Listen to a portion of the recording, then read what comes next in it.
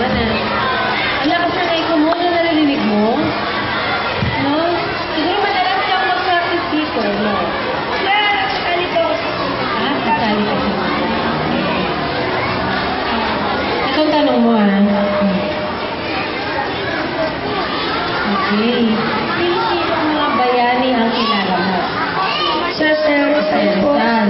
Sino mo sa kanila ang gusto mong tularan? Sa Rizal po. Jose Rizal. Bakit? Bakit siya? Dahil po ginamit niya ang kanyang talino sa pagsusulat laban sa mga Espanyol. Okay, very good. Thank you. Wala? Ano ka rin nagagag? Yun lang po. Okay, sige salamat.